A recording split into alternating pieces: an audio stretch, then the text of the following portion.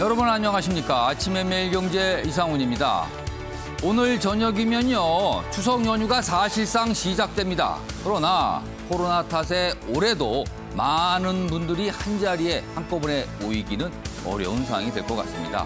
다시 한번 내년을 기약할 수밖에 없는 상황입니다. 내년에는 좀 달라졌으면, 제발 좀 달라졌으면 좋겠습니다. 자, 그럼 먼저 일면 기사부터 바로 전해드리겠습니다. 먼저 매일경제입니다.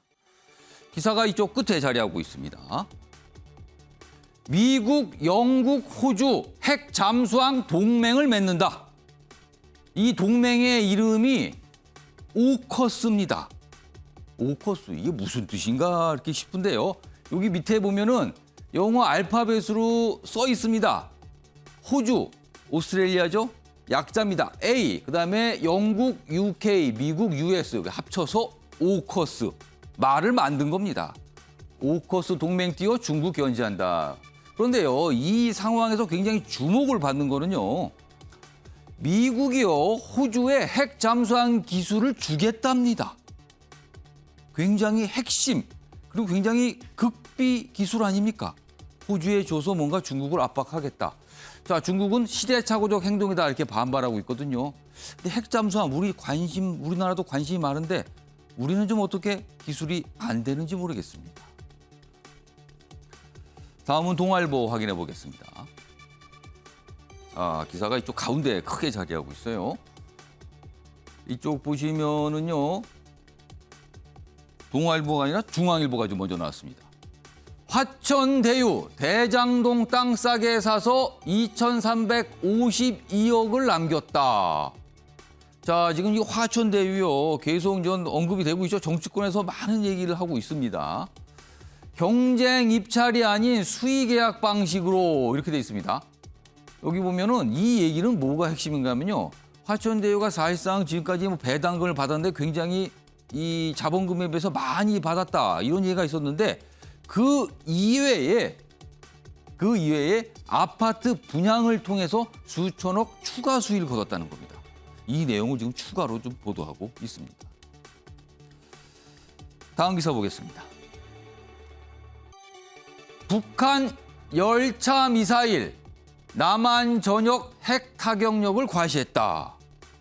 자, 얼마 전에 북한이 순항 미사일을 발사했죠. 그 이후에 탄도미사일도 쐈습니다. 그런데 어디서 쐈는가, 이게 관심사였는데 열차에 탑재해서 쏴 올린 겁니다. 보겠습니다. 이틀 전 동해상에 쏜 탄도미사일 2발, 북한 매체가 보도를 했어요. 열차에서 발사하는 장면을 공개한 겁니다. 발사 수단을 다각화, 이렇게 했다. 이런 의미를 좀 담고 있어요. 여기 보시면 사진도 있는데요. 여기 사진 보겠습니다. 아랫부분이 좀 잘려있긴 하지만 충분히 뭐 내용을 볼 수 있는데요. 열차입니다. 지금 아랫부분에 있는 게 열차인데 이 열차 화물칸 위에서 발사가 되는 거죠. 그리고 그 앞에 작게 보이면 터널이 있습니다. 터널에서 숨었다가 나와서 발사를 할 수 있다는 겁니다. 이런 모습을 보여줬다는 거죠. 이번엔 구미일보입니다. 자, 역시 사진이 있는데요. 여기도 뭔가 좀 쌓아 올렸죠. 그런데 앞서서 봤던 탄도미사일하고는 다른 겁니다. 이거는 로켓입니다. 민간 우주 여행 시대가 개막이 됐다는 겁니다. 여기 보시면요, 여기가 미국인데요. 이 우주선 이름이 크루 드래곤입니다. 이게 스페이스 X 사업 뭐 이런 거를 알려줬죠. 민간인들이 탑승해서 지금 우주로 올라가 있습니다. 조만간 귀환하는데 지금 우주 여행을 하고 있어요. 1시간 30분 정도 단위로 지구를 한 바퀴씩 돌고 있답니다. 지금. 그래서 우주를 보고 있는 거죠. 민간 우주 여행 시대가 열렸다. 이런 사진입니다.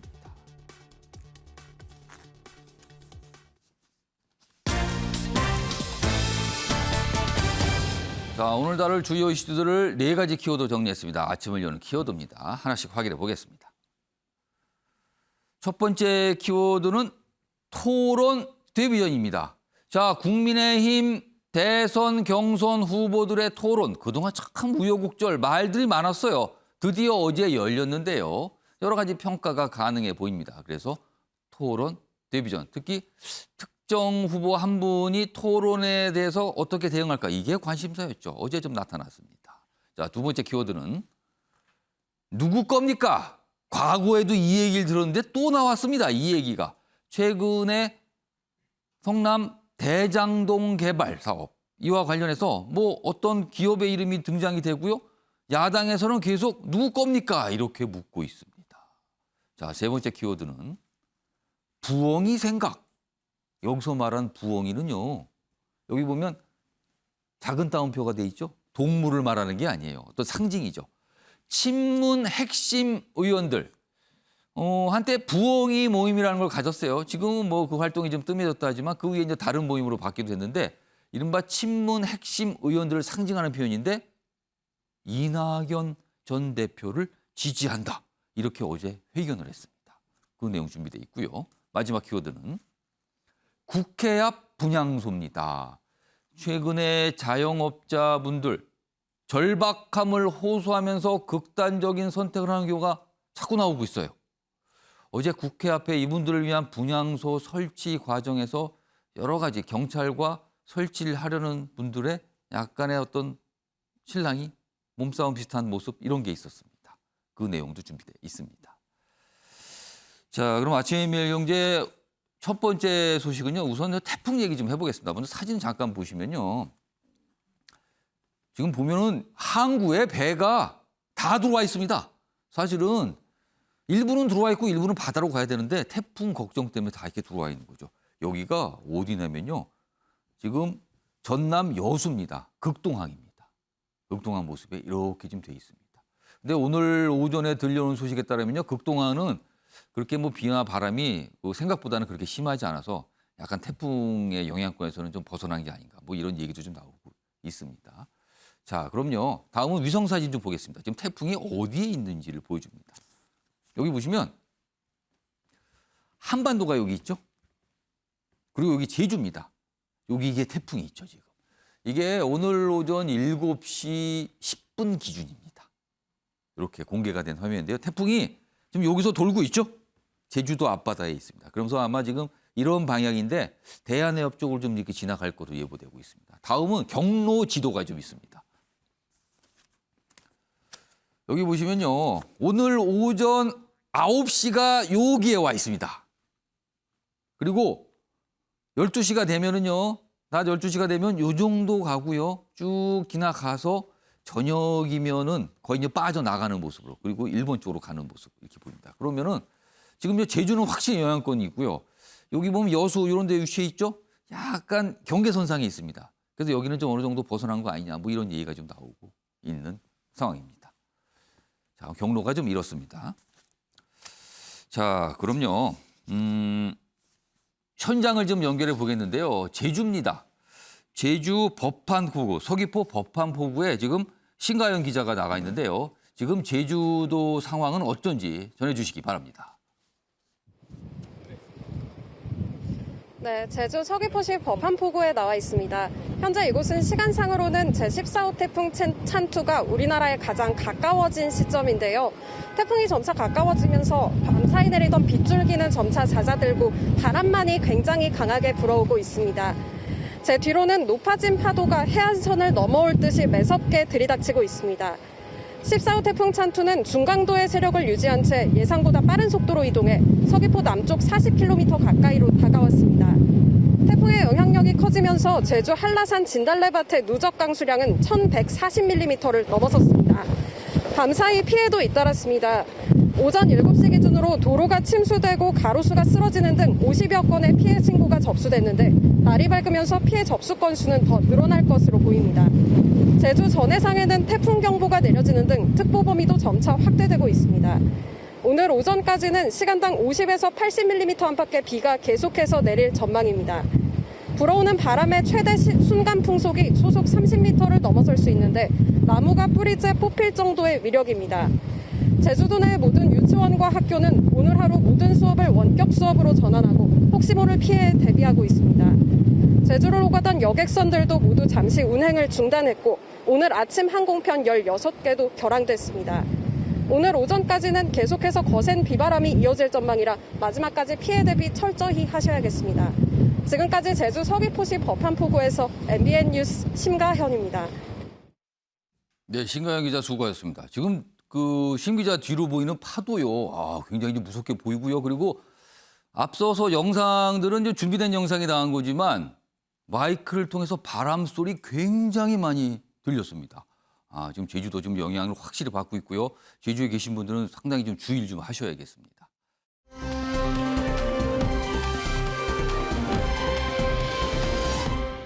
자, 그럼 아침에 매일경제 본격적으로 출발하겠습니다. 자, 그에 앞서서요. 오늘 풍부한 뉴스 해설을 해주시기 위해 네 분께서 자리하셨는데요. 한 분씩 소개해드리죠. 먼저 화면 가장 맨 왼쪽에 김관호 계명대 교수 자리하고 계십니다. 그리고 그 옆에는 이종훈 시사평론가 나오셨고요. 세 번째 자리에는 박정화 전 청와대 대변인 나와 계십니다. 그리고 마지막 자리에 주원규 삼육대 겸임교수 자리하고 계십니다. 안녕하세요. 안녕하세요. 자, 아침에 매일경제 첫 번째 이슈 본격적으로 가겠는데요. 국민의힘 대선 경선 후보들 어제 오후에 5시부터 한 2시간 정도 토론을 했습니다. 많은 분들이 좀 어떤 모습일까 궁금해 하셨는데 뭐 언론들이 오늘 좀 평가를 하고 있거든요. 먼저 첫 번째 기사 좀 보겠습니다.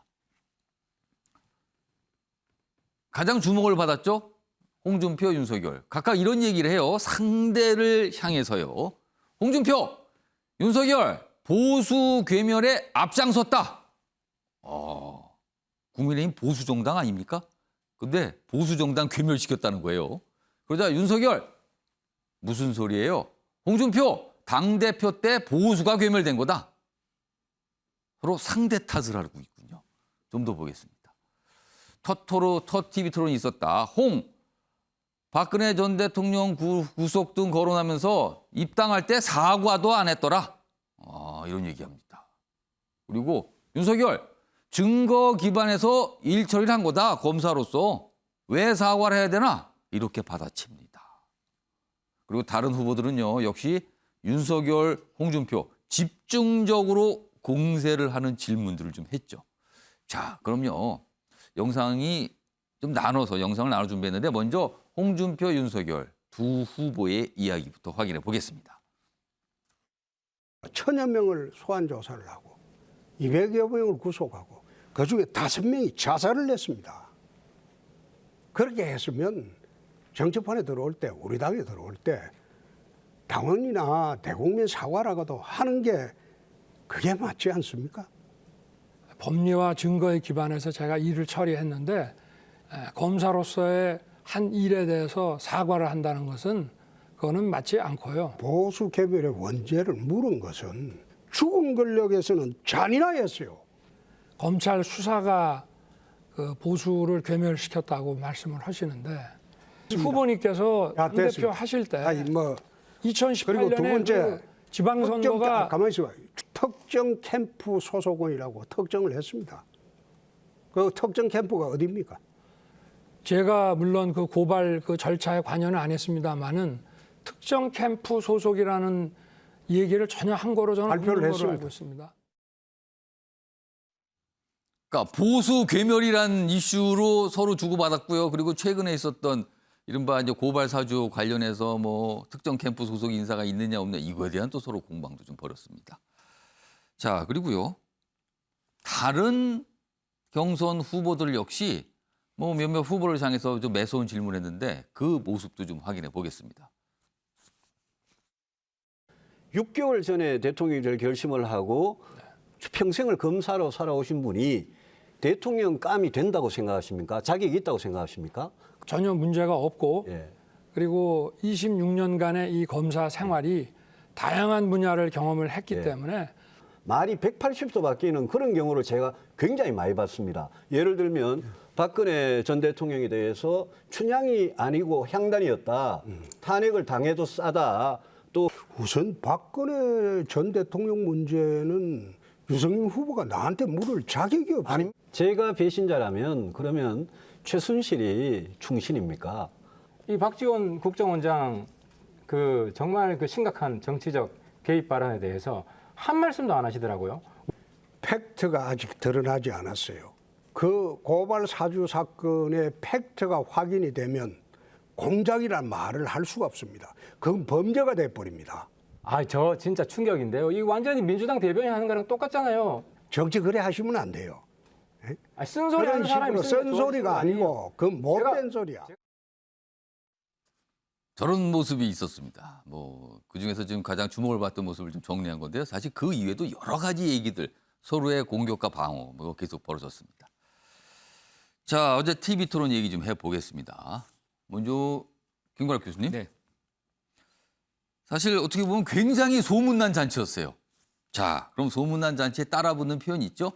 과연 먹을 건 있었는가? 어떻게 평가하십니까? 별로 없었던 것 같습니다. 먹을 게 없었다. 예. 왜 그렇게 보십니까? 뭔가 화제가 될 만한 이제 토론 내용이 사실상 없었고요. 시간이 좀 답변 시간이 좀 짧았던 부분도 있었고 사실 후보가 많으니까요. 그렇죠. 특히나 이제 문제는 뭐냐면 우리가 관심사는 예. 지금 윤석열 후보가 굉장히 토론을 회피한다, 기피한다 뭐 이런 얘기들이 많이 돌았잖아요. 그동안 그런 시각을 받았죠. 그렇죠. 그래서 이제 첫 데뷔 무대니까 어떻게 나오는지를 좀 이제 많은 국민들이 관심을 갖고 봤는데 예. 역시 아웃사이드 이제 어떻게 보면 아웃복싱. 그러니까 이렇게 멀리 거리를 두고 이렇게 복싱하는 그런 형태의 토론.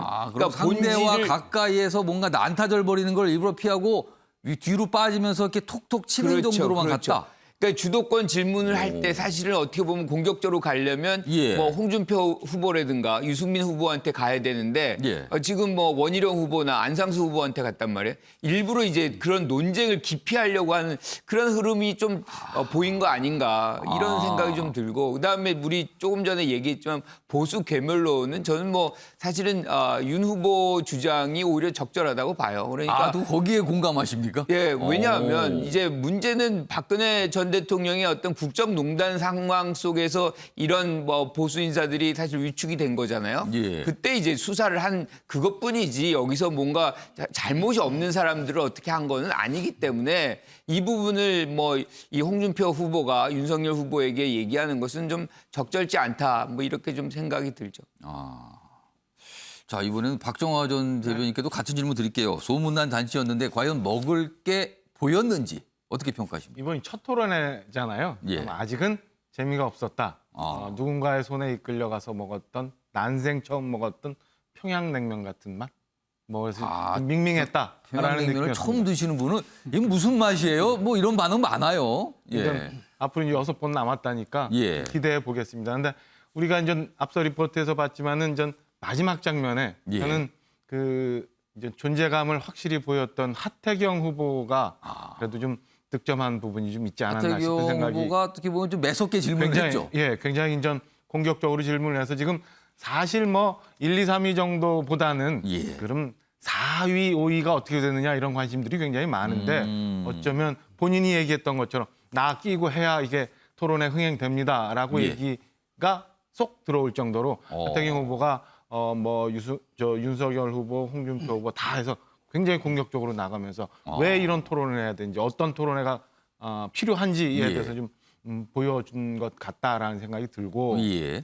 홍준표 후보 같은 경우가 이제 생각지도 않게 최근에 있었던 이제 박 전 원장에 관한 의혹 예. 그리고 과거에 있었던 우리 조국 전 장관 시절에 홍준표 후보의 이제 입장 이런 것 같들은 이제 집요하게 공격해서 제가 의외로 홍준표 후보가 의문의 일패를 당한 거 아닌가. 그리고 궁금했던 윤석열 후보는 앞서 이제 교수님 말씀 주신 것처럼 아웃복싱하면서 득도 실도 이번 토론에서는 별로 없었던 중간 정도 가지 않았나 이렇게 별 제가 영향 어제 자체는 봤습니다. 없어 보인다 이런 말씀이네요. 그렇죠. 이거는 어떻게 생각하세요? 보수 괴멸로 지금 두 후보가 진단을 했는데 원인은 다른 데 있다고 했거든요. 김관학 교수님께서는 뒤쪽 홍준표 후보의 당대표 시절이 이유 아니냐고 했는데 박정화 전 대변인께서는 어디 있다고 보세요? 글쎄 이게 이제 적폐 수사 관련해서 윤석열 후보를 공격하기 위해서 예. 보수 겸멸에 앞장섰다고 홍준표 후보가 공격은 했습니다만은 제가 볼 때는 시간이 많이 흘렀어요. 예. 그리고 지금 보수 지지자들이 바라는 초점이 거기가 있지 않다고 저는 봅니다. 그래서 홍준표 후보도 일리 있는 말씀은 했고 예. 주장을 했지만은 그게 지금 보수 지지자들 그다음에 국민의힘 많은 당원들한테 정말 다가왔을까? 그거보다는 지금 더 해야 될 일이 다른 곳에 있는 데가 오히려 좀 부각되지 않았을까라고 저는 좀 평가를 합니다. 그러니까 지금 야당 대선 주자들의 목표가 정권 교체잖아요. 정권 교체 얘기를 할 때 웬 보수 괴멸 얘기를 꺼냈으니까요. 이렇게 말씀하신 걸로 들리네요, 지금요. 기사 좀 이어가 보겠습니다. 여기 이 편이 지금 패널분들께서 이 표현 쓰셨죠? 아웃복싱 얘기가 여기 나옵니다. 아웃복싱만 하다가 끝난 윤석열 토론 데뷔전이다.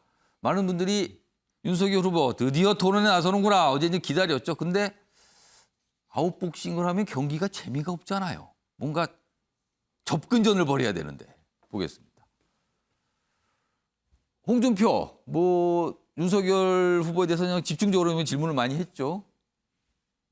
그리고 본인에 대해서 검찰총장 때부터 야당 검증 받았다. 그러니까 자질에 문제 없다. 이런 얘기를 또 했습니다. 이런 말도 나와 있습니다. 자, 그런데요. 어제 특히 홍준표, 윤석열 두 후보가 생각보다는 좀 이른바 그렇게 강하게 나오지 않았다. 이런 평가가 있거든요. 혹시 그 전에 이준석 당대표가 뭔가 좀 경고장 이런 얘기를 했거든요. 그걸 의식한지 모르겠어요. 그럼요. 이준석 대표의 이야기 확인해 보겠습니다. 이강 체제라는 말이 듣게 되려면 이강이 그 정책 경쟁을 한 이강이 돼야 되는 것이지 예. 아니면 말고 이런 거 서로 하지 않았으면 좋겠다. 네, 그런 생각을 합니다. 제가 만약 유도 심판 놀이를 지금 한다면 둘 다 경고 한 장씩 그냥. 자, 이종훈 평론가. 윤석열, 홍준표 두 후보, 이준석 당대표의 저런 경고를 의식했을까요? 아니면 서로 너무 싸워봐야 이게 도울 게 없다라고 판단했을까요? 어떻게 보십니까? 글쎄요. 그러니까 홍 후보자는 별로 의식을 안 하는 것 같았고요. 그냥 평상시 자기 성격대로 누가 그냥 그대로, 얘기하거나 말거나. 예, 그냥 그대로 간 것 같고 윤석열 후보는 조금 의식을 한 것 같긴 한데, 근데 예. 그거를 이준석 대표의 저 경고장 때문에 의식을 한 건지. 예. 아니면 본인이 준비가 덜 돼서 그랬는지 그건 모르겠다는 그건 모르겠어요. 근데 오히려 후자 쪽인 것 같아요. 그러니까 조금 전에 저기서는 이 기사에서는 아웃복싱이라고 표현을 했는데 예. 제가 보기엔 어제 거의 침대 축구를 했다. 침대 축구요? 예. 오. 그냥 들어누워서 그 시간 지연 작전 계속 쓰고. 그러니까 공격을 얘기할 게 아니었다. 그렇죠. 이렇게 공격이 말씀하시는 들어와도 거네요? 회피하고. 오. 예. 그리고 이제 가능하면 이제 지연 작전, 시간을 끄는 작전으로 그냥 넘어가는 예. 그런 식으로 좀 임했는데. 침대 축구라고 또 표현을 하시네요. 예, 저는 그렇게 이제 보는 거죠. 그래서 예. 오히려 그런 식으로 지금 나가는 게 좀 본인에게는 앞으로 굉장히 저게 악재가 될 수 있습니다, 사실은. 그러니까 물론 이제 그동안에 논란도 많았고 하기 때문에 가능하면 이제 어떻게 보면 토론을 좀 회피하고 싶은 건 이해를 하겠는데 그것도 정도껏 해야 되는 거죠. 계속 저렇게 회피한다고 되겠습니까? 국민들은 어찌 됐건 정책 비전이 뭔지도 알고 싶고 한데 그래서 앞으로 계속 저런 식으로 대응하는 것은 그렇게 좋은 전략은 아니다 이렇게 생각합니다. 그러니까 이 기사는 아웃복싱이라고 됐는데 이종훈 평론가는 좀 더 나가셨어요. 침대 축구 아니냐? 어제 모습은 이런 평가입니다. 하여튼 토론의 모습을 여러 가지 기사들이 다양한 각도에 좀 다루고 있어요. 다음은 좀 화면을 보겠습니다. 어제 토론회가 끝난 뒤에 있었던 일입니다. 여기 보시면 TV 토론 직후인데요. 윤석열 후보의 지지자들이요. 홍준표 후보가 퇴장하고 나가는 그 상황에서 뭔가 벌어졌어요. 그러니까 뭔가 항의를 하고 따지고 막 이런 모습이 있었거든요.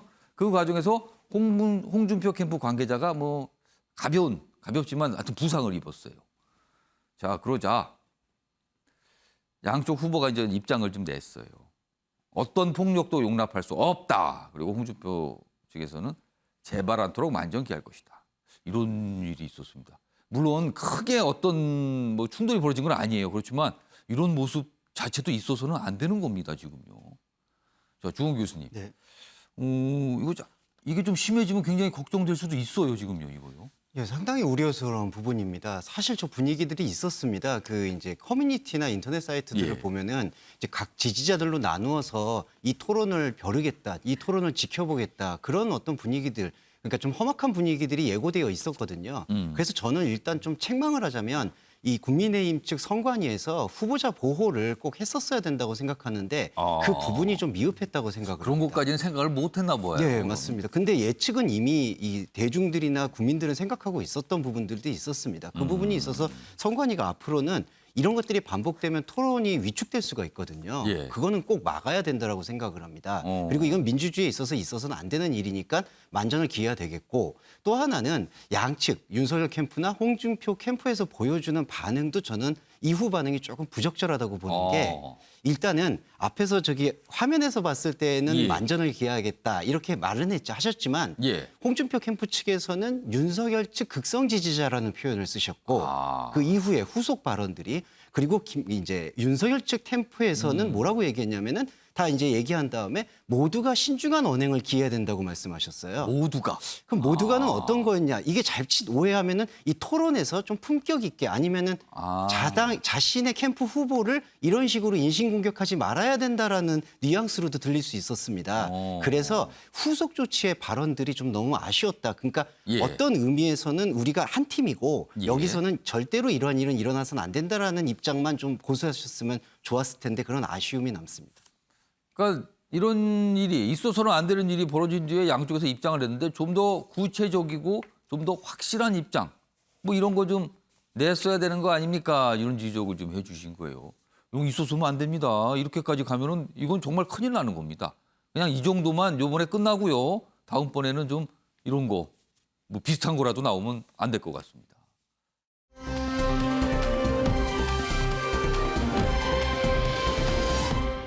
자, 이번에는요.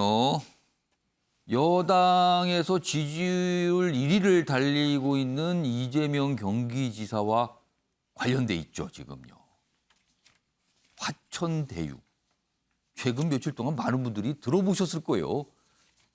어떤 기업, 뭐 이 기업의 이름이에요.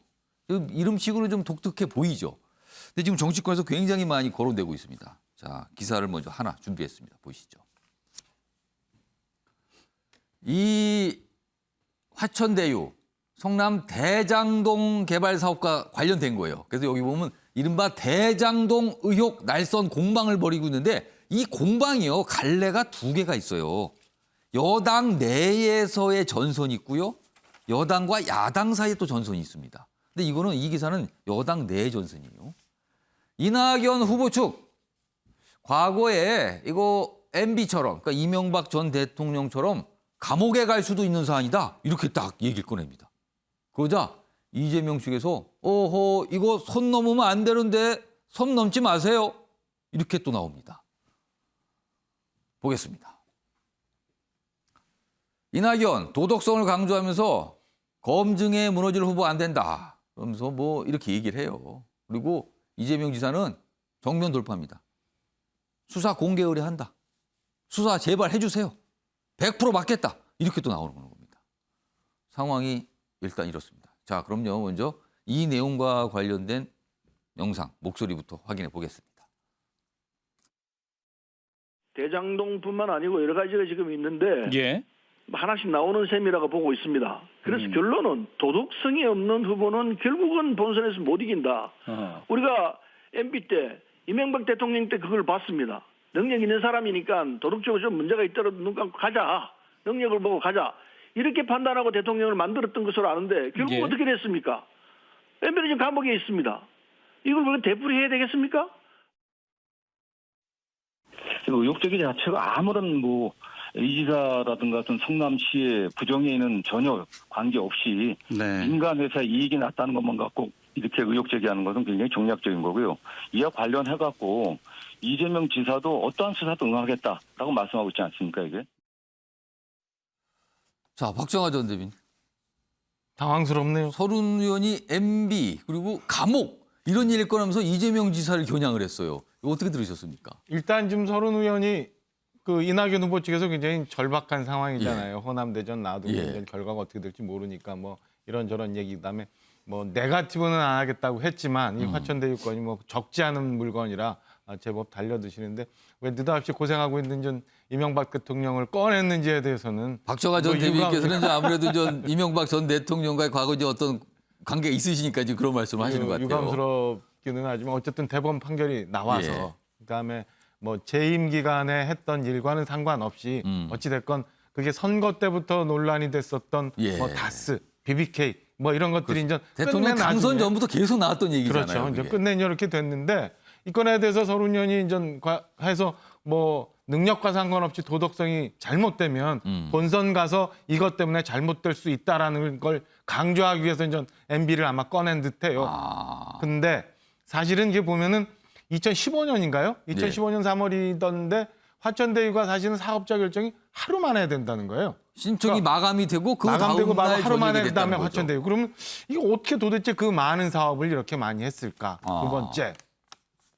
아니 도대체 어떻게 됐길래 시의회에서도 달라는 계약서를 성남도시개발공사하고 했던 걸 안 주나? 뭐 뒤에 뭐가 있길래 얼마나 많은 계약 내용이 잘못돼 있길래 이렇게 엄청난 배당금을 받을 수 있을까? 뭐 그러다 보니까 과연 그러면은 지금 소유주라고 나오고 있는 어떤 분이 과연 진짜 소유주가 아니면 이재명 지사 측에 누군가가 소유주냐? 그래서 이런 지금 의혹이 가는 거예요. 야당이 누구 겁니까? 이걸 자꾸 외치는 겁니까? 그러니까 그럼? 이 건에 대해서는 지금 이재명 지사 이제 막 그 의혹이 몰려가니까 수사하자라고는 합니다만은 글쎄 이게 공영 개발을 해가지고 하나도 못 벌 수 있는 5천억을 벌었다고 이재명 지사는 주장하고 있지만 어떻게 보면은 1조, 2조 벌을 수 있는 걸 5천억밖에 못 벌고 나머지를 민간 투자자가 받아갔을 수도 있다는 의혹이 있을 수 있거든요. 그래서 저는 뭐 수사한다고 공격적으로 굉장히 수사하자고 공격적으로 나옵니다만은 글쎄 이게 수사만 갖고 될 수 있을까? 그 안에 깊은 부분들은 여전히 계속되는 공방 속에서 나중에 언젠가는 드러날 무언가가 있을 수도 있다라고 생각을 합니다. 그러니까 이게 뭔가 시간이 많이 걸릴 수도 있다 이런 말씀을 하신 것 같아요 지금요. 자 이게 첫 번째 전선이에요. 다음 전선을 기사로 확인해 보겠습니다. 자 이번엔 야당이 나오죠. 야당 대장동 의혹 이재명 지사 국감 증인으로 나와라. 국감에 부르겠다는 거죠. 그래서 이재명 샅샅이 수사하길 원한다. 의혹 없으면 책임지세요. 이렇게 나오는 겁니다. 받아친 거죠. 자, 이재명 공개 수사 의뢰로 정면 대응했다. 야당은 TF 회의에서 국조 특검 이런 걸 지금 거론하고 있습니다. 자, 그럼요. 이와 관련된 영상도 준비했는데요. 보시죠. 이재명 경기도지사님께 단도직입적으로 질문하고 싶습니다. 화천대유는 누구 겁니까? 이재명 경기도지사의 대장동 택지 개발 사업 관련 의혹이 꼬리에 꼬리를 물고 있습니다. 이쯤 되면 대장동 개발은 이 지사의 최대 치적이 아니라 최대 칩으로 기록될 것 같습니다. 지금 성남시 대장동 개발과 관련돼서 저한테 이제 사퇴해라, 수사해라 이렇게 말씀하시는데 뭐 수사하는 거 저 100% 동의합니다. 제가 알기로는 이미 수사 몇 번 했습니다. 자, 이재명 지사가 어제 경기도에서 저렇게 입장을 냈고요. 그리고 본인 SNS상에 글도 올렸어요. 입장을 낸 거죠. 화면 보겠습니다. 어제입니다. 대장동 의혹은 명백한 이재명 죽이기다. 이렇게 규정을 했어요. 윤석열 살리기 이 목적으로 기획된 작품이다. 이재명 죽이기다. 기획이다. 뭔가 음습하다. 뭐 이런 뜻이 되겠죠. 그러면은 다음 보겠습니다. 그러면서 이렇게 경고를 합니다. 수사 결과 의혹이 없다면 문제 제기한 모든 주체의 책임을 물 것이다. 합당한 대가 치르게 하겠다. 자, 여기서 주목되는 거는요. 일단 모든 주체예요. 그럼 여기는 야당, 여당 내 일부 뭐 다 포함되는 것 같아요. 그리고 책임 물고 대가라고 얘기했어요. 대가 치르게 하겠다. 여기서 보면 강한 경고로 느껴집니다. 김국환 교수님. 네. 대가. 이런 표현을 썼습니다. 어떻게 보셨습니까? 이 얘기가 왜 이 시점에서 이렇게 여야를 들끓게 만드느냐, 여야가 총 공세를 펴느냐는 것이 추석이 있기 때문이거든요. 그러니까 추석 밥상에 사실상 이재명 지사의 어떤 부정적 측면을 올려놓고 그 부분을 이제 그 바로 직후에 사실 호남 대전이 준비돼 있잖아요. 예. 이제 여당 경선에서는 그러니까 당연히 이제 이낙연 캠프 쪽에서는 거기서의 흐름을 좀 바꿔보는 어떤 계기로서 이것이 좀 움직이길 바라는 것이고 당연히 지금 야당 같은 경우에는 지금 뭐 고발 사주 뭐 이 의혹이 굉장히 일파만파 가고 있는데 예. 이것이 이제 터져줬거든요. 그러니까 이걸로 이제 사실 국면 전환하고 이슈로 그렇죠. 더 보려는 생각 아니냐? 국면 전환하고 수석밥상에서 유리한 국면 찾아가겠다 뭐 이런 거기 때문에 예. 이 지사 입장에서 여기서 강하게 나오지 않으면 안 되는 거죠. 그러니까 이 상황 속에서 뭐 주저하거나 뭐 이럴 수는 없는 상황인 것이기 때문에 수사 의뢰하고 그리고 여기에서 나온 부분에 대해서는 책임을 져라. 뭐 이렇게 이제 강력하게 얘기하는 것인데 예. 이것의 시작점을 우리가 잘 보면 장기포 전 의원이 그 아들이 이 지사 아들이 화천대유에 근무한다라고 얘기를 제기하면서 사실은 의혹 제기를 한 거거든요. 예. 그런데 들여다 보니 그 아들은 이제 전혀 근무한 그건 사실이 적이 아닌 없고, 걸로 지금 나왔잖아요. 곽상도 의원 아들이 오히려 거기서 근무를 한 약간 7년간 엉뚱하게 지금 한 뭐가 겁니다. 갔어요. 그러면 여기서 지금 뭐 이 원내대표가 지금 이 김기현 원내대표가 이 다스는 누구 것이냐처럼 이거는 누구 것이냐 뭐 이렇게 얘기해 스스로가 사실 전신이잖아요. 이 어떻게 보면 이명박 전 대통령이 예. 스스로를 디스하면서까지 지금 이재명 지사를 이제 막 옥죄우는 것인데 그러면 여기서 그 정도의 어떤 증거를 좀 갖고 있느냐는 그 당시 BBK 다스는 사실 뭐 인터뷰도 한 것이 있고 영상도 있고 많았었거든요. 그게 이제 부정이 된 건데 만약에 여기서 이재명 지사를 뭔가 건드리고 이렇게 공격을 하려면 예. 이재명 지사가 여기서 경제적 혜택을 조금이라도 받은 증거가 있는지 또는 진짜 소유를 했는지 예. 소유를 했다면 어떻게 야당의 의원 아들을 거기다가 취직을 7년간 시킬까요? 그 내부 내용을 다 알 텐데 거기다가 또 아니면 뭐 특혜를 줬다는 어떤 뭐 증거라든가 뭐 이런 걸 갖고서 얘기를 해야지 전혀 증거 없이 이렇게 얘기하는 것은 지금 뭐 그런 게 나온 게 없잖아요. 지금. 하나도 없습니다. 그러니까 우리가 이제 고발 사주 의혹 같은 경우는 예. 이미 고발장과 거기 손준성이라는 이름이 등장하는. 그러니까 우리 뭐 조성은 얘기를 막 얘기하지만 예. 말이 바뀐다 얘기하지만 우린 그걸 안 보거든요. 증거만 보지. 근데 증거 없는 상황 속에서 이렇게 의혹 제기라는 것은 좀 과하다 이런 생각이 드는 거죠. 그런 상황에서는 이재명 지사는 강하게 받아치면서 이제 대가라는 표현을 썼어요. 그러니까 이건 경고로 들리는 거거든요. 자신이 있습니까? 감당할 수 있으세요? 뭐 이런 뜻으로 보여요. 반면에 야당 그리고 여당 일각에서는 이거 정말 이상하지 않습니까? 수상하지 않습니까? 계속 이렇게 문제 제기를 하고 있는 겁니다. 자, 그런데요. 다음 기사 보겠습니다. 이 화천대유라는 회사요. 여기에 또 다른 이름들이 나와요. 보겠습니다. 권순일 전 대법관 퇴임 후에 화천대유 고문으로 영입됐다. 기사 좀 보겠습니다. 이런 얘기를 또 써놨군요. 근데 권 대법관 이재명 대법원 판결 때 무죄 의견을 냈다. 이걸 딱 써놨습니다. 여기 기사에. 이 부분 주목한 거예요. 근데 여기 보면 입장이 나왔죠. 언론 보도 전까지 의혹 자체를 몰랐다. 그쪽에서 고문 위촉하고 싶다서 제안한 거고 검토해봐서 문제 없다 판단해서 받아들인 거다. 이런 설명이에요. 그리고 판결과 뭐 고문재직을 이걸 연결시키는 거 이거 말도 안 된다. 그 선을 그었습니다. 근데 이 화천대유 이게 당시에 보면 생긴 지 얼마 안 된 회사인데 여기에 고문으로 갔다. 일단 이 사실이 주목을 받고 있어요. 자, 그리고요. 다른 이름들도 좀 나옵니다. 화면 보시죠. 여기 가운데 화천대유가 있죠. 여기 보면 곽상도 국민의힘 의원의 아들이 여기에서 또 한 몇 년 근무를 했다. 박영수 전 특검과 그 딸 얘기도 나와요. 여기에 뭐 일을 했다, 뭐 고문으로 있었다, 뭐 이런 거죠. 그리고 여기 이제 권순일 전 대법관 있고요. 여기 보면 강차루 변호사, 검사장 출신이잖아요. 여기에 뭐 어떻게 자문을 한 변호인, 변호사, 뭐 이런 얘기도 나오고요. 그래서 이게 어떻게 된 거지, 사람들이. 왜냐하면 법조에서 굉장히 고위직을 하신 분들 이름들이 나오거든요, 지금요. 자, 이종훈 평론가. 이거는 무슨 상황일까요? 그러니까 그 화천대유라는 회사가 예. 그러니까 뭐 속된 말로 얘기를 하자면 예. 보험을 참 여러 군데 들어놨다. 보험이요? 예, 이렇게 봐야 될 것 같아요. 그러니까 뭐 건설 쪽이라든가 뭐 이런 시행사 관련한 쪽은 뭐 정부 관련한 일들을 좀 많이 해야 되는 그런 그 상황이고, 자, 그러다 보니 아마 이제 정관계 인맥이 이제 꽤 필요했겠죠.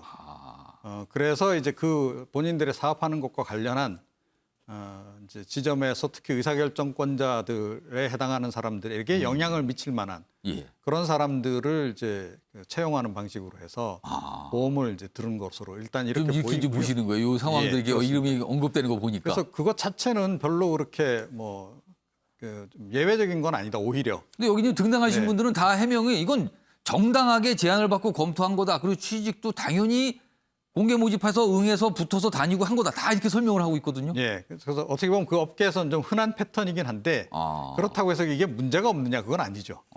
예, 역시 이제 그렇게 해서 뭐 채용하신 분들을 활용하는 거 아니겠어요? 그 네트워크를 활용해서 사업의 어떤 특혜를 뭐 얻는다든지 이런 쪽으로 이제 활용을 이제 하는 이제 그런 식으로 이제 하는 거는 그걸 우리가 권장하거나 잘했다라고 얘기할 수는 없는 거 아니겠습니까? 이제 그런 관점에서 이제 비판받을 지점이 있고, 예. 그런데 사실은 이제 조금 전에 그 그림에도 나왔습니다만, 예.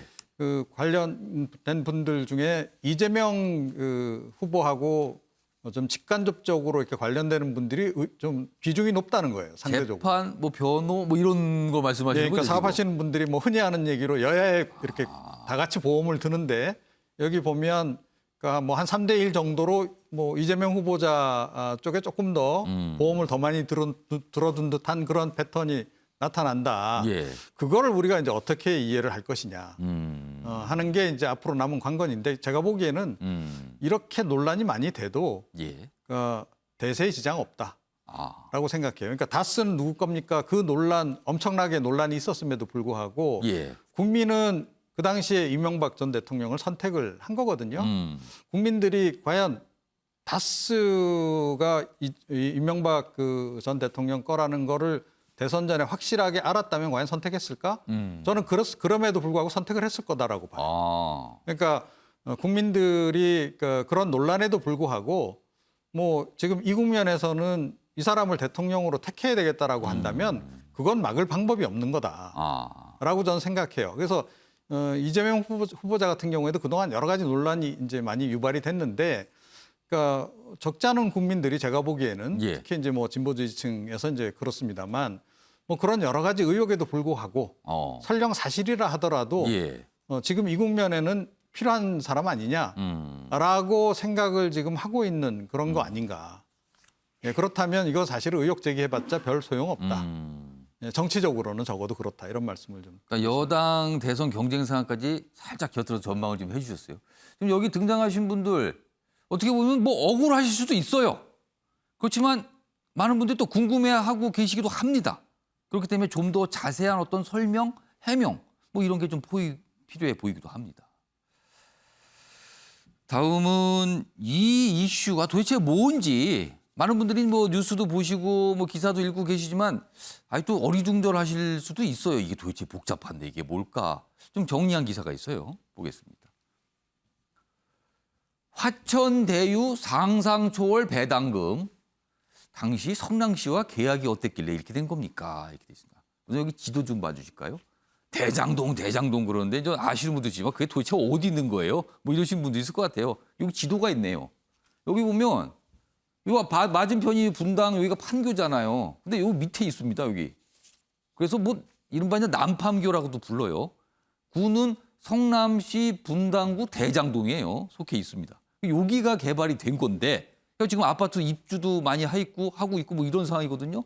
자, 여기가 이제 문제가 된 겁니다. 이 땅이요. 아래로 가겠습니다. 여기 쭉 설명이 돼 있어요. 뭐 과거 2004년에 뭐가 추진했는데 안 됐다, 재정난이 있었다 이런 얘기가 쭉 설명이 돼 있고요. 이재명 성남시장 때 결합 개발, 그러니까 뭐 민간하고 공공이 같이 뭔가를 하는 거. 그래서 이제 여기에 특수 목적법인 성남의 뜰이라는 게 등장을 해요. 이게 궤도에 올랐다. 그리고 아래로 가면은요. 사업자 선정 관련해서는 이 화천대유 보통주 지분이 1%인데 3년 배당금이 577억. 그래서 사람들이 깜짝 놀란 거죠. 아니 어떻게 이럴 수가 있죠? 그리고 뭐 5개 블록 시행해서 뭐 1천억 원대 분양 수익은 또 별도로 있다. 이 설명입니다. 자, 그런데 이게 계약에 의해서 이루어진 거다. 또 이런 설명이 또 나오죠. 아래로 갑니다. 그래서 국민의힘은 누구 것입니까? 계속 묻고 있는 거예요, 이게. 그리고 여기 보면 이 지사는 수사해달라고 부탁하고 있고요. 좀 이런 사항을 쭉 정리하고 좀 있습니다. 이 부동산 시행과 관련돼서 굉장히 복잡합니다. 어렵기도 하고요, 내용이. 주홍 교수님. 그런데요, 이 상황 지금 수사해달라고 하고 수사가 될 수도 있어요. 그런데 수사를 통해서 뭐가 명쾌하게 밝혀질까요? 저는 그렇게 명쾌하게 밝혀지지 않을 거라고 봅니다. 요 분위기를 말씀드리면 예. 2004년부터 시작한 요 대장동이래요. 대장동. 대장동. 이 대장동은 사실은 부동산 개발업자들의 아주 뜨거운 감자 내지는 무덤이었습니다. 왜냐하면은 그 LH에서 이거를 다시 시도하려고 했다가 또 좌초가 되고 민간 사업자가 들어가려고 하다가 그 특혜 비리나 로비 비리로 인해서 또 무덤이 됐었어요. 안 되고. 예, 그래서 그 분위기와 맞물려서 2015년도에는 또 공급이 과잉이었던 시절이었거든요. 이 부동산이. 그러다 보니까 누구도 여기에서 쉽게 들어가지 않으려고 했었던 분위기가 있었습니다. 거기서 나타난 이제 이재명 성남시장이 아주 묘수를 바란 게 민간과 공영을 합치자. 그게 예. 이제 결합 개발의 어떤 모티브거든요. 예. 그래서 사용하게 된 게 특수목적법인을 만들고 그리고 민간 개발 업체를 유인책을 사용하기 위해서 여러 부분에 대해서 비밀 협약 같은 부분을 내세운 겁니다. 그게 이제 비밀 협약이라고 해서 오해하시는 분들도 있는데 어떤 짬짬이의 맥락이 아니라 이전에 너무 2004년부터 많은 혼란들이 있었기 때문에 예. 거기에 대해서 좀 신속한 움직임을 보장해 주기 위해서 민간 업체에게 그래서 이제 비밀 보장에 대한 부분들까지도 함축했던 게 이제 이 사항의 흐름이거든요. 그러니까 민간 자본을 유치하는 그리고 이제 그 이재명 지사가 지금 내세우는 치적이라는 것은 바로 개발 이익 환수 보장이에요. 그러니까 성남시가 5,503억에 달하는 개발 이익 환수를 보장한다. 혹시라도 위험성이 있어서 실패하더라도 이거는 우리가 보장받는다. 그리고 손해에 대한 책임을 지지 않는다. 그래서 결국엔 실패나 이런 거는 민간에서 또 맞는다. 예, 그렇습니다. 왜냐하면 보통주와 우선주의 차이거든요. 그러니까 우선주가 먼저 배당받고 그다음에 보통주. 보통주가 지금 말씀드리는 SK증권과 화천대유의 관계인 겁니다. 이제 그런 관계에서 아까 이종훈 평론가님도 말씀해 주셨지만 예. 화천대유라는 이 부동산 개발 협찬은 안 좋은 병폐지만 유명 인사들을 여야 가리지 않고 고문이나 자문으로 영입해서 예. 인허가 문제라든지 이후에 어떤 해결 방안들을 하려는 일종의 보험 같은 것들을 들기 때문에 예. 그 맥락에서 이재명 지사가 어떤 이권적 특혜라든지 개인적 축제로 이거를 커넥션을 맺었을 거라는 건 좀 희박한 가능성이다. 이렇게 유추해 볼 수가 있는 부분인데 자, 저는 근데 한 가지 결정적으로 문제 삼고 싶은 본질이 뭐냐면 자, 민간 개발을 유치를 해서 이 공공개발 이익을 환수했다라는 걸 치적이라고 말씀하셨어요. 예. 근데 그것 때문에 그 목적에 너무 매달린 것 때문에 예. 민간 개발이 너무 무분별하게 개발되지 않았느냐. 여기에 대해 문제를 좀 제기를 해야 된다 보는데 여야가 지금 그 문제 제기가 없는 것 같습니다. 그리고 왜냐하면 예. 대장동 주민들이 송전탑 문제라든지 교통 과밀 그리고 학급 왜냐하면 이게 부동산 인프라로 투자 인프라로 모이면은요 이게 공공 인프라가 약화가 되거든요.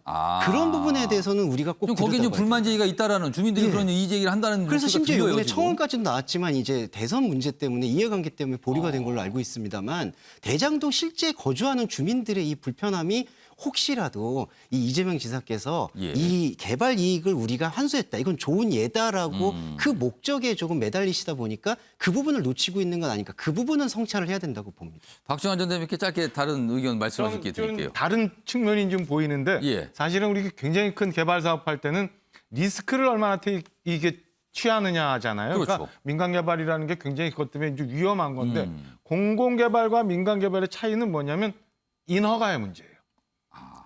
그렇죠. 공공을 하게 되면 인허가는 문제가 아무런 부담이 안 없는 되겠죠, 거예요. 그러니까 그거는. 지금 화천대유라는 회사는 예. 그냥 땅 짓고 헤엄치기 장사를 한 거예요. 그렇다면 성남시에서 당시에 계약을 하면서 뭔가 혜택을 준 거 아닌가라는 당연한 의심이 있을 수 있고, 아니 당연히 인허가해주고 모든 거 허가해주는데 100원 넣고 10,000원 먹을 수 있는 장소 당연히 할 수밖에. 예. 거기다가 또 하나 뭐 지나갔습니다만은 대법관이라는 게 굉장히 전관이 높은 분이잖아요. 그렇습니다. 그러면은 우리 대한민국 유수의 대기업이 고문을 맡아달라고 해도 할까 말까. 근데 저는 화천대유라는 이름을 처음 들었거든요. 권순일 대법관께서 어떤 연유로 화천대유라는 잘 모르는 회사의 고문을 맡았을까? 이렇다면 아니 이재명 지사하고 또 연관이 있는 거 아니냐? 이런 당연한 합리적 의심이 있을 수 있다. 그래서 예. 저는 이게 더 확인이 필요하다. 라고 생각합니다. 그러니까 지금 뭐 야당이 벼르고 있죠. 국정감사, 뭐 국정조사 이런 얘기 꺼내거든요. 아무래도 뭐 얘기를 해야 되는 기회가 있을 것 같아요. 계속요. 그럼 여기 이제 등장하시는 분들은 좀 더 해명, 아까도 말씀드렸지만 억울하면 억울한 대로 설명을 해야 되고요. 그리고 어떤 질문을 받으면 그에 또 해명도 해야 될 것 같습니다. 지금 상황은.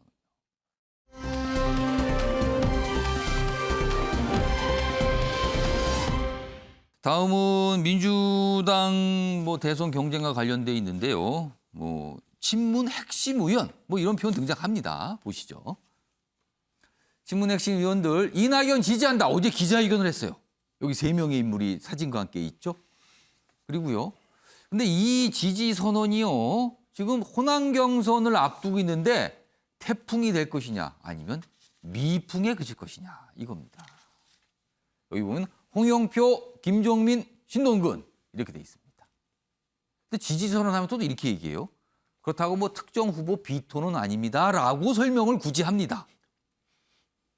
질문을 받고요. 근데 또 이게 단순하게 들리지는 않아요. 자, 그럼 어제 기자회견 모습부터 확인해 보겠습니다. 이낙연 후보에게 조금만 더 힘을 모아주십시오. 이낙연 후보는 문재인 정부를 가장 성공적으로 이어갈 후보입니다. 문재인 정부 초대 총리, 최장수 총리를 지낸 이낙연 후보는 미안의 과제를 가장 잘 채워갈 사람입니다. 기본소득 국가와 복지국가에 이건 굉장히 현격한 차이가 있는 겁니다. 또다시 적대와 갈등과 이런 식으로 하면 안 된다. 그래서 민주적이고 통합적인 리더십이 저는 필요하다. 이런 점. 과거에 부엉이 모임이라는 여당 의원들의 어떤 모임 단체가 있었어요. 그러니까 부엉이라는 걸 보면 밤에 뭐 활동하잖아요. 달이 떴을 때. 달, 부엉이. 그러니까 문재인 대통령을 상징하는 달, 그리고 그 달을 바라보면서 지키는 부엉이. 뭐 이런 뜻이 됩니다. 부엉이 모임이라는 게. 거기에 홍영표, 김종민 의원은 부엉이 모임 멤버였고요. 그 이후에 이제 부엉이 모임에 여러 가지 뭐 논란이 있어서 이게 이제 이른바 민주주의 4.0 약간 후신격으로 만들었는데 거기에 신동근 의원은 또 참여했죠. 그러니까 사실상 부엉이 의원 뭐 이런 표현이 등장합니다. 그래서 김용학 교수님, 네. 친문 핵심 의원들의 이른바 반 이재명 이런 움직임 이게 본격화됐다고 봐야 됩니까? 아니면 좀 무리한 해석입니까?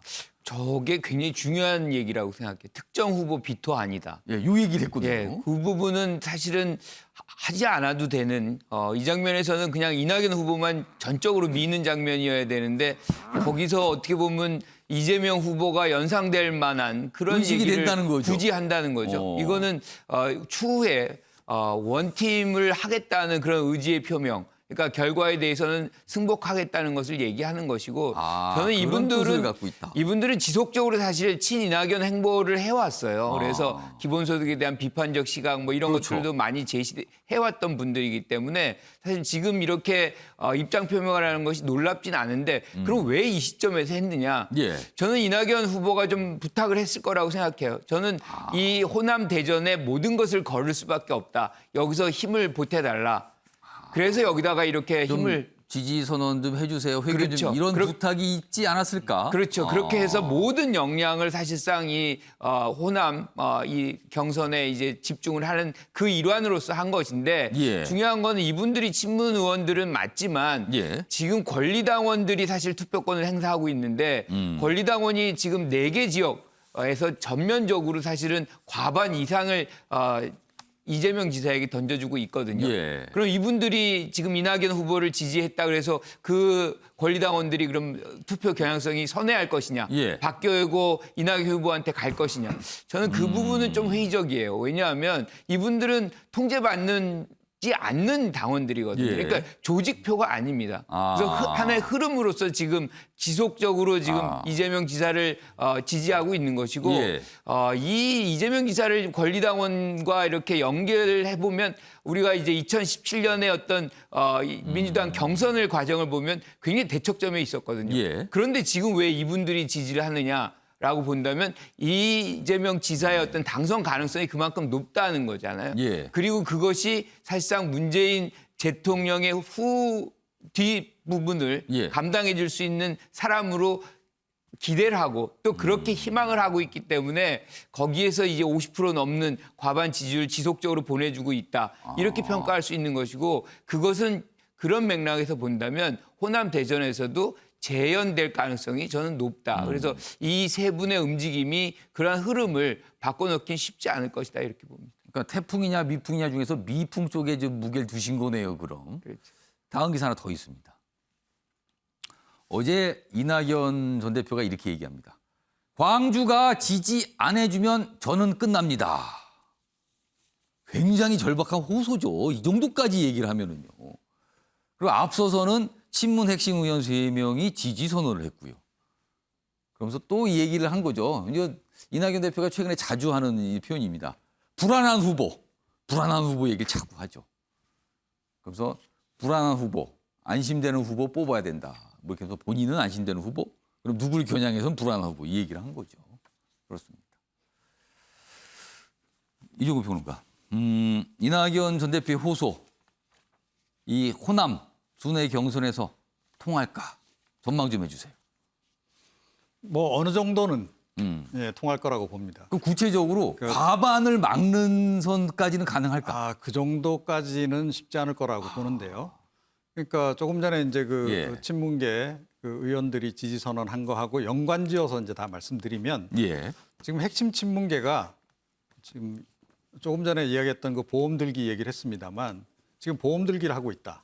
아니 보험을 든 거라고요? 네, 이것도 보험 들기다. 그런데 굉장히 정교하게 설계된 보험 가입을 지금 시도하고 있다.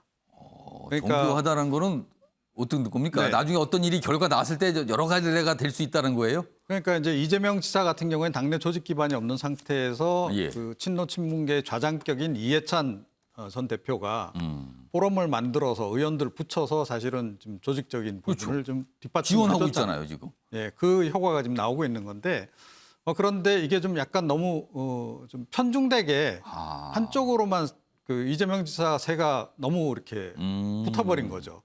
그래서 친노 친문 입장에서는 균형을 맞춰서 사실은 어느 한쪽에 압승으로 가기보다는 좀 이렇게 그 비슷비슷하게 하다가 어떻게 좀 그 격차가 적은 상태에서 누군가가 승리를 해야 흔히 하는 얘기로 이제 그 중간에 이제 그 균형자로서 어떤 역할을 좀 할 수 있는 부분이 생기는 거죠. 지금 차이가 너무 많이 난다는 판단을 했을 것이다. 그런 것 같습니다. 그래서 지금은 이낙연 후보 쪽으로 조금 더 힘을 우리가 실어주자.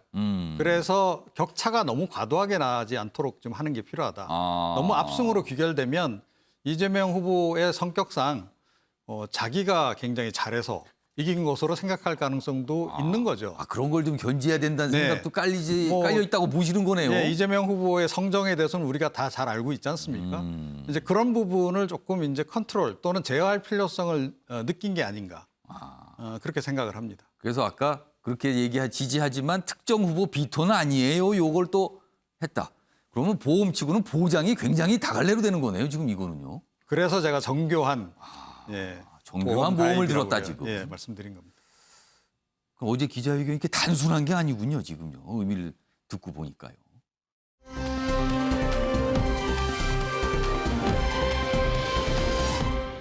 자, 이번에는요. 어제 국회 앞에서 있었던 모습인데요. 먼저 사진 좀 봐주시죠.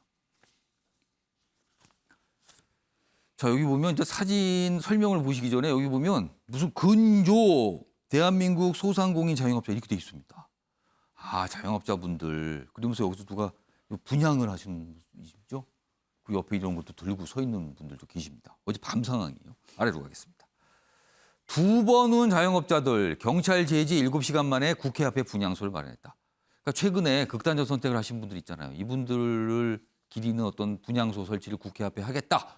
이렇게 자영업자분들이 나왔어요. 근데 경찰이 이제 막았거든요. 안 된다고. 이건 방역수칙에서 맞지 않는다고.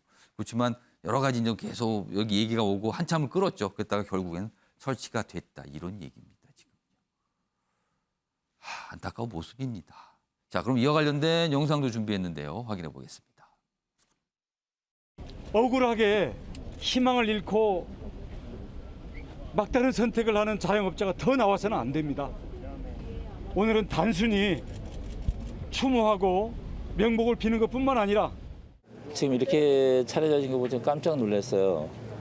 지금 이거는 고민에 대한 예의도 아니고 너무 지금 남로에서 지금 더 속이 상한 것 같아요.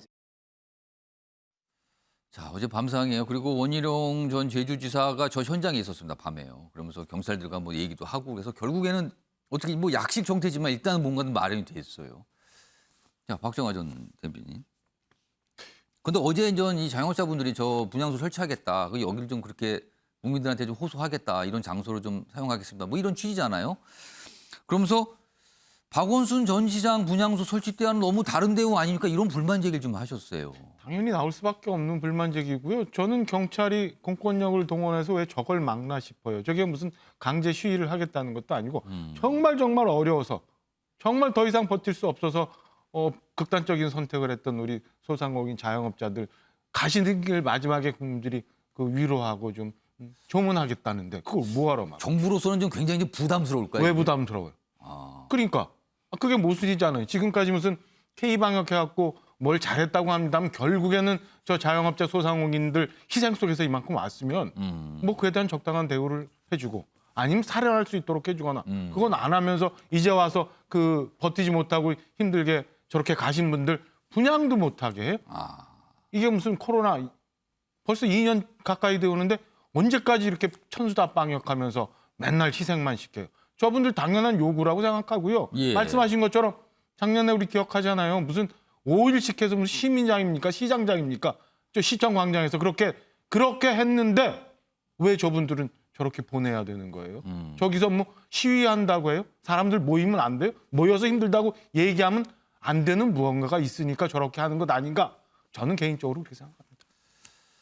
자, 정부, 뭐 경찰이나 방역 당국에서는 지금 거리두기 굉장히 좀 많은 분들이 엄격하게 하는데 이렇게 모이시면 안 됩니다. 뭐 또 이런 얘기를 해요. 그리고 또 이쪽에서는 아니 지키면서 하겠는데 왜 이것도 못하게 합니까? 또 이렇게 좀 맞서게 된 상황이죠. 그래서 어제 시간이 좀 걸렸습니다.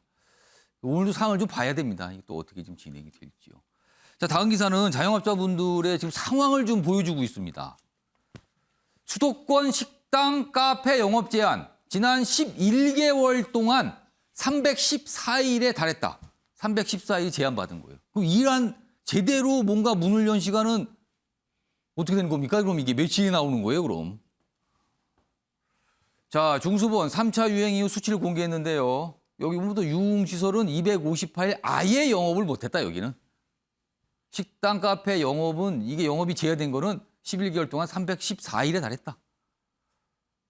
자, 앞선 얘기가 연결이 되는 거죠, 지금. 주홍 교수님. 네. 어떡하죠? 이거를 어떻게 해야 됩니까? 저는 정말 이거 하고 싶지 않은 이야기지만 한국 사회가 목소리가 크고 집단 행동이 있으면 거기만 인정을 받는다는 인상을 심어서 너무 안타깝습니다. 정말 아까도 지금 대변인께서 말씀해 주셨지만 만약에 정말 대형 노조나 그런 곳에서 이런 사건이 있었을 때 분향소를 설치 안 했을까요? 유명 인사라든지. 자영업자분들이 지금 당했던 희생의 강요가 얼마나 극심했는지를 지금 단적으로 나타내주고 있습니다. 그리고 또 하나 보면요.